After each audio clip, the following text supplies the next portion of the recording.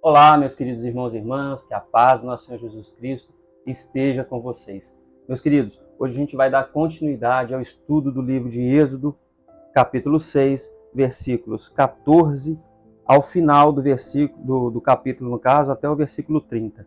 E nessa parte a gente vai estar vendo a genealogia tanto de Arão quanto de Moisés e findando aqui no capítulo mostrando que Deus realmente envia os dois até Faraó, que é o que a gente vai estar vendo mais para frente. Então, para você acompanhar, pode estar entrando na minha playlist, lá vai estar os estudos tanto do livro de Gênesis, que a gente já fez, como esse término do estudo que a gente vai estar fazendo de Êxodo daqui para frente. Bom, então a gente vai para a leitura agora. E às vezes você pergunta, né? Se pergunta, mas por que tem na Bíblia essa parte de genealogia?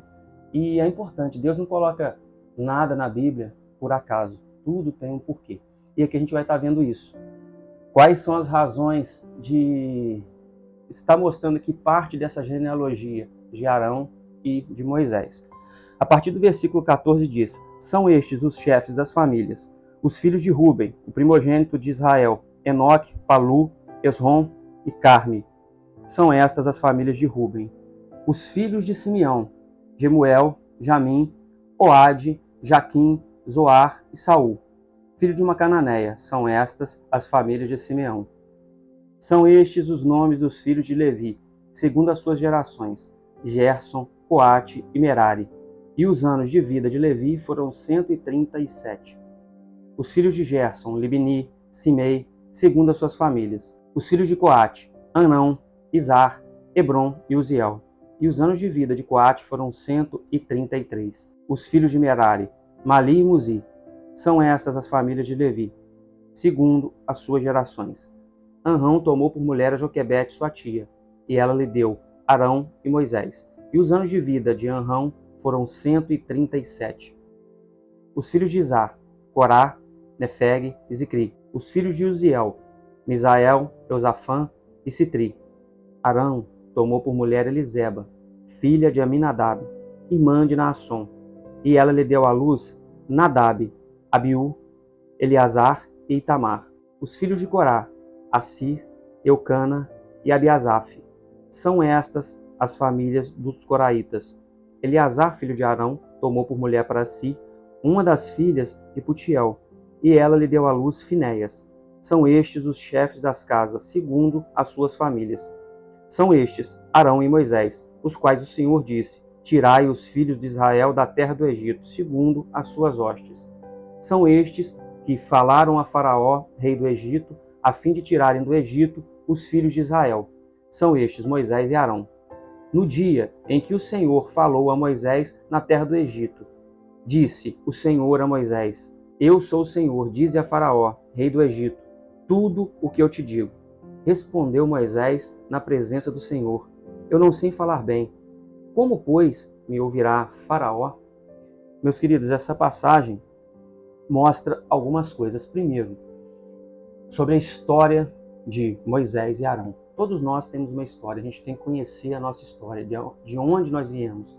Você tem que conhecer de onde você veio, qual a sua importância, qual a importância para você no reino de Deus. Aqui foram escolhidos Arão e Moisés. Arão vem mostrando, os dois vêm mostrando de onde eles vieram, né? E uma coisa interessante, eles não vieram de uma raiz que era toda perfeita. Eles vieram, mostra que tanto da parte de Ruben, né, que lá no começo vem falando das famílias, tanto de Ruben, de Simeão e Levi, aqueles três primeiros patriarcas lá da família, lá do povo de Israel.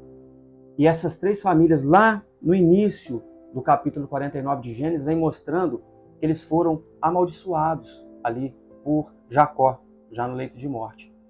Foi relembrado aquela tragédia que aconteceu lá atrás na família deles, aí vocês voltam lá no estudo bíblico para poder ver como que foi. Mas aqui mostra que isso se perdurou durante muito tempo, mas o perdão chega àquela família lá na frente por Arão e Moisés.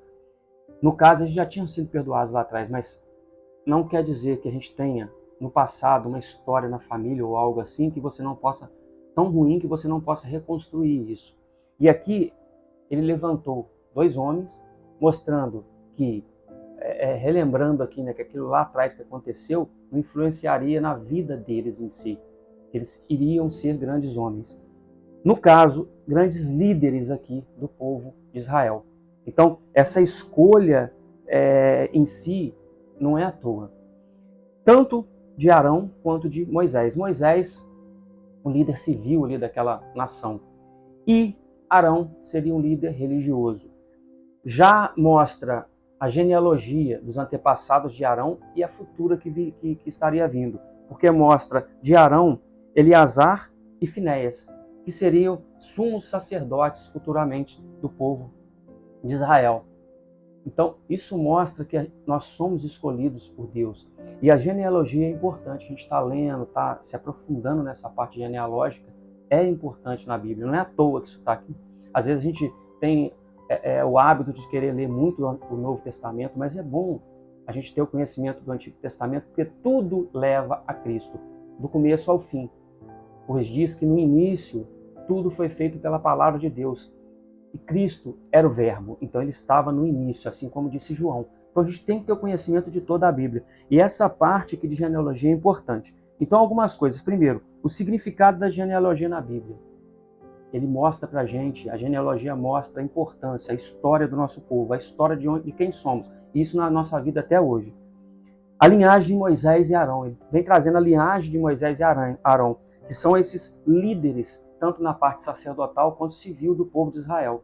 Moisés, o grande líder civil, onde o povo de Israel estava seguindo, e a parte sacerdotal que vinha da parte de Arão. A ligação com a cultura judaica. Nesse caso aqui, os descendentes de Levi. A cultura foi mantida desde lá de trás, depois de 400 anos até hoje. A cultura de Israel não se perdeu. Essa genealogia mostra que, com o passar do tempo, a cultura, a tradição, a fé que tinha ali, a crença em Deus, a fé, isso não se perdeu. Por mais que teve um silêncio, e o silêncio não foi só de Deus, foi também do povo, esse silêncio dos 400 anos que teve ali, foi uma falta de clamor do povo. Se não clama a Deus, Deus nos deixa seguir o nosso caminho, até que a gente busque Ele de novo, de coração. E foi feito pelo povo de Israel. E a ligação entre as culturas, essa ligação que tinha, por mais que eles estavam no meio do povo ali egípcio, a cultura não se perdeu. Aquilo que tinha a tradição, a raiz do povo, do judaísmo, não se perdeu no povo deles ali, no povo de Israel. Então essa parte da cultura. A autenticidade da linhagem. Eles eram autênticos, eram realmente escolhidos de Deus. Aquela promessa de Deus lá no começo veio se cumprir aqui. Então, a promessa se manteve durante todo esse tempo, e provando que é de onde Deus disse que iria levantar o povo. Então ele levantou no meio do povo, não pegou um povo estranho, e sim o povo que já era escolhido por Deus, no caso lá atrás. Estabelecer a continuidade da história também é importante, mostrando que Deus vai mantendo aquilo que ele tem pretendido para aquele povo durante todo aquele tempo. Essa continuidade da história do povo de Israel é mostrado nessa parte de genealogia também. E a perspectiva evangélica que a gente tem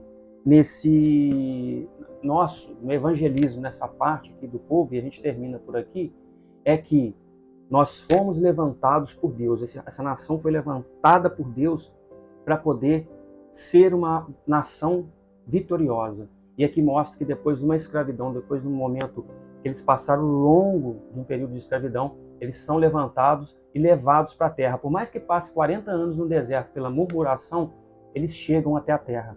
E são levantados para ser líderes, são levantados para ter posse daquela terra prometida por Deus. Então nós somos levantados por Deus para ter posse em nossa vida de promessas. Você foi levantado para ter posse na sua vida de promessas que Deus tem para a sua vida por meio do evangelismo. Você tem que levar a palavra de Deus para outras pessoas, a outras nações, a outros povos, né? Esse é o nosso papel, frutificar para o reino de Deus. Então que você faça isso, esse é o nosso papel, a parte da evangelização do mundo que hoje tem caído em perdição. E aqui a gente mostra que Deus levanta um povo, e assim Deus levanta você. Então que você tenha isso em mente. Você é importante, você tem uma história na sua vida e para o reino de Deus. E Deus te levanta com base nessa história, nessa carga que você traz de experiência em tudo que tem na sua vida, seja tanto das experiências ruins, assim como a gente viu ali, nessa parte de um povo de Levi que foi tão ruim, Simeão naquela época, lá atrás, e ele levanta pessoas dessas raízes para poder ser líderes daquele povo. Então você vai liderar alguém, você vai liderar um povo, que seja pequeno, mas você tem que ser líder, tem que liderar, evangelizando o mundo com a palavra de Deus. É isso que eu trago para você aqui hoje. Eu espero que você tenha gostado do estudo. E como eu sempre digo, deixe seu like aí, compartilhe o vídeo. Que Deus esteja abençoando a sua vida poderosamente, não só hoje, mas sempre. E seus familiares. Que Ele lhe mostre o caminho a seguir. Que Deus realmente esteja junto contigo. Que o Espírito Santo esteja movendo a sua vida. E não que você deixe as coisas do mundo mover, mas o Espírito Santo, o mover de Deus está em sua vida. E por meio de você vai ser feito milagres na vida de outras pessoas. Isso é o que eu creio. E não se esqueça, tenha fé, pois Deus está no controle, Deus está contigo. Um forte abraço e até a próxima.